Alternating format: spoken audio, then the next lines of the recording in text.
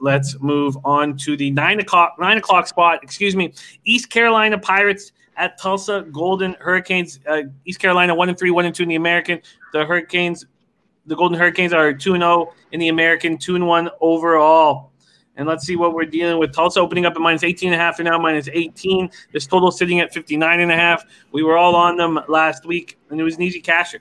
East Carolina is coming off a bye week. Last played 2 weeks ago in 27-23 loss at home to Navy. Holden Ahlers missed Saturday's game. That's their junior QB. Missed Saturday's 27-23 loss to Navy after testing positive for COVID-19.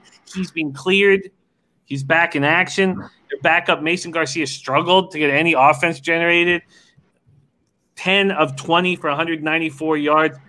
Their Ahlers throwing for 673 yards, 6 touchdowns, 4 interceptions, 51% passing. It's also coming off that big 42-13 win at USF. They were completely in control all game long. Very good on the defensive side of the ball. Held them to 13 points, 305 yards. This will be their first home game of the season. They've started out with 4 road games. Zach Smith throwing for 671 yards, 5 touchdowns, 3 picks. Tulsa scoring just 27.7 points per game. Now, they're allowing just 18.3, but for a team that's averaging just 27.7 points per game, can you trust them as 18-point favorites? And that's what this will come down to. Let's hear what CMAC has to say about that. Yeah, that's the big key too, I believe, Jimmy. 18-point favorites. I think this drops a little bit as the week goes on. Zach Smith is very average, and I don't know. I don't trust Zach with an H. So, I was on Tulsa last week, and they look great. But like I said, South Florida's horrible. Tulsa's got a great linebacker, Zaven Smith. He's unreal. He's the best. He'll be the best player on the field, I think. Definitely on defense. East Carolina can put up some points. Like you said, their QB will be back. This screams backdoor cover. To me, if it drops a lot, I just don't like the spot here with Tulsa. So I'm going to pass. A pass from CMAC. Let's go over to Noli Knows, East Carolina, Tulsa.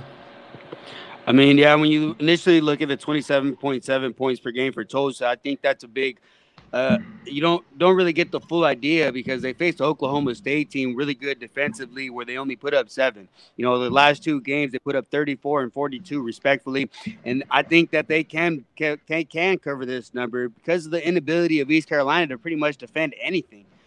Giving up over 200 yards rushing, over 245 yards passing, good for 458 total yards given up. And there's a big discrepancy when you talk about defense. This defense for Tulsa, they faced some much tougher opponent in UCF who likes to throw the ball, and they were able to shut them down completely in the second half. So when you look at the numbers, giving up 217 yards passing, it doesn't really show how dominant their defensive passing can be. I think East Carolina is in for a tough one, and I think Tulsa can cover the number. Here, what I lean more towards is the over adjustment in the total. I think 60 is a bit high, or 59.5 is a bit high for a Tulsa game. Tulsa game right now, they went over the total last week, got to 55. The total was 52. I think that's more so where they looked at last year. Tulsa was able to handle East Carolina, do whatever they wanted to. It was 21-3 in the first half, ended 49-24. So just let off the gas pedal late in the game. I would look for an under, maybe a first half under here. A little too used to baseball right now, but maybe look for a first half under here. Max says this game stays under 56, and it's at 59.5 right now. John Ryan, what do you think of this spot in the American? Well, I think if you listen to last week's show, I like this team quite a bit from Tulsa, and they did play an inferior opponent last week, but took care of it, and they covered easily. In this game, the line right now implies a final score of roughly 39-21, which means that Tulsa is going to score more than 28 points. And the machine learning tools I have has a very high probability that Tulsa scores more than 28. So if you believe that, just know that Tulsa is 26-9 with 2 pushes for 75% winners since 2015 when they scored 28 or more points. Further, the defense is averaging 2.75 turnovers per game. In other words, they're forcing the opponent into turnovers. And there we have a situation that works against East Carolina, where they are 7-16 against the spread when facing what I would call a solid defensive unit that's forcing an average of 2.5 or more turnovers per game. So at the end of the day, it's Tulsa again. Okay, real quick, John. So how many times does your model, would you say they were 26 and what, Tulsa? 29 and 9.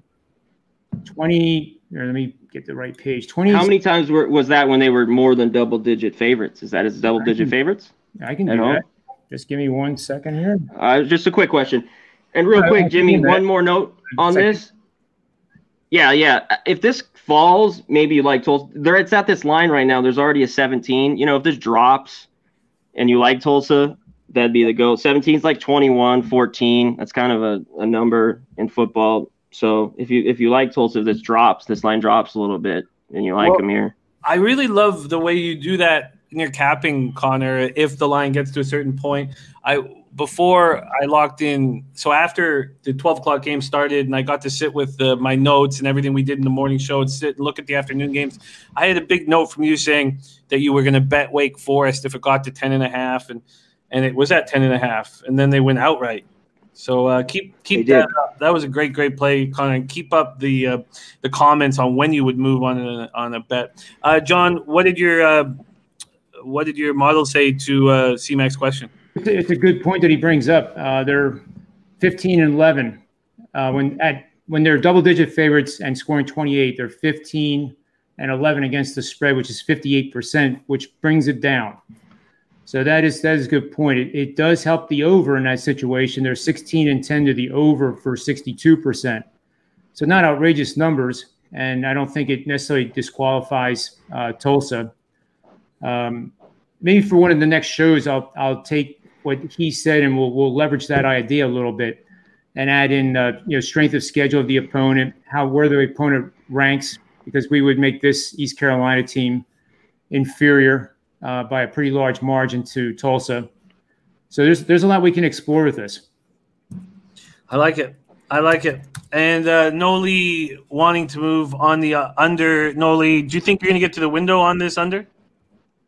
I'm not sure. Typically, when I look for unders, I want two defensive teams, and East Carolina is far from that. So might not. So just a lean for me right now.